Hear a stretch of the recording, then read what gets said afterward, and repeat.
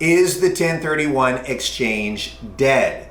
Well, it's still a great strategy that has been used for decades to reduce taxes when selling a highly appreciated piece of real estate. But the new tax bill has given the 1031 exchange a new competitor. There is now a way that you can do a sale of a property that's highly appreciated, pay no taxes, and it might actually work out better. Let me show you how. My name is Matthew Copley, President and CEO of Copley Financial Group, and I want to help you maximize your income and minimize your taxes. Is the 1031 exchange dead? Well, this is something that actually we've looked into with this new Trump tax bill, and it looks like with the new strategy available with the accelerated depreciation, you may not need to do a 1031 exchange anymore. You could actually sell a highly appreciated piece of real estate and still pay no capital gains tax.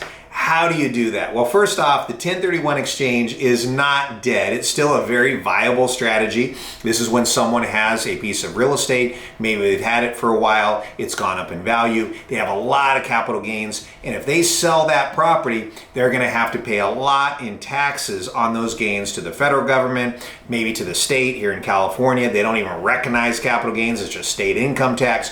So the taxes can be quite high, and this is why people use the 1031 exchange. Now, what the 1031 exchange is you sell the property, you actually move it to another piece of real estate. The most popular option here is the DST, Delaware Statutory Trust. That's where you invest it in maybe a better property that's going to produce more income or have more gains in the future. Maybe you're getting a current 3% ROI, $30,000 net income on $1 million property. And this is because people have to collect rent, then they have to pay property tax, then they have to pay insurance, then they got to pay HOA fees. And so maybe they're getting about a 3% net ROI. They switch it over on a DST, they're getting 5 or 6% ROI. Everything's great. It works fantastic. Still a viable option, but now we have a new option. And what the new option is going into an investment that creates a large passive loss in real estate in the first year. And this is because of the new tax bill. And so this is an investment where you can put in, say, $100,000 into a real estate investment, just cash money, and you can do this from the sale of a property. And that $100,000 can create up to a $220,000 deduction on your taxes in the first year. This is using something called accelerated depreciation. How it works is, let's say that you want to buy a $1 million property, you might only have to put 35% down on that property in order to buy $1 million property and still have it cash flow, especially in the commercial space. If we're buying something in the real estate space, things like a gas station, for example, is a great option, especially in the Midwest where the land is really inexpensive and all of the value is in those pumps and in that convenience store.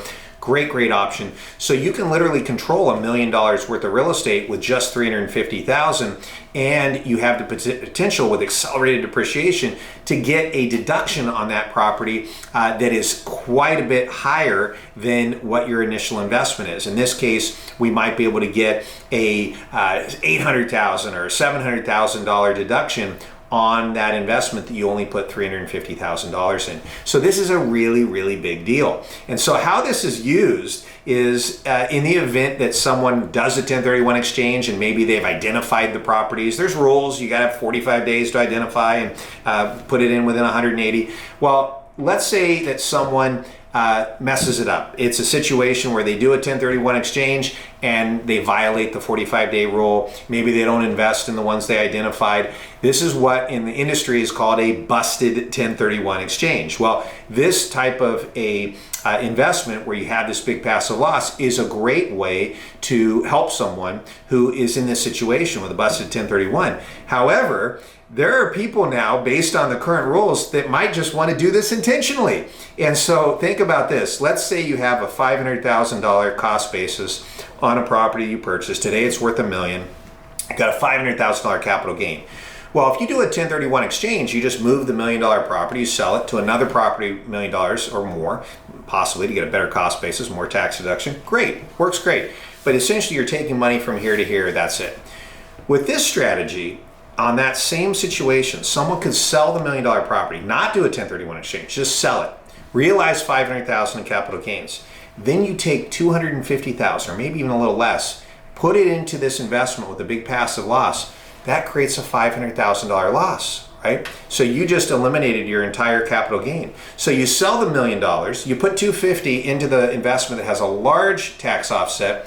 Now you have $750,000 in cash that you can do anything you want with. You can invest it however you want. You can invest it in new real estate investments, creating a new cost basis, creating even more tax-free income as you depreciate that over time. So this is a great strategy for many, many people that want to get potentially cash out on one of these investments, be able to continue to use real estate going forward, be able to continue to get depreciated real estate income on a tax advantage basis. This new strategy can be a huge, huge benefit for people that own real estate.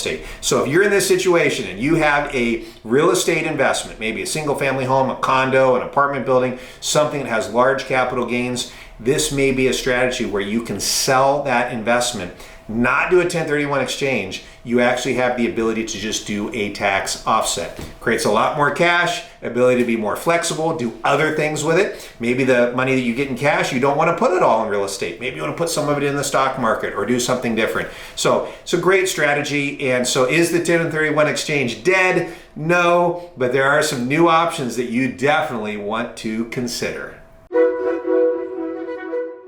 My name is Matthew Copley, and if you want to learn how we help our clients maximize their income and minimize their taxes, check out the rest of our videos or visit our website.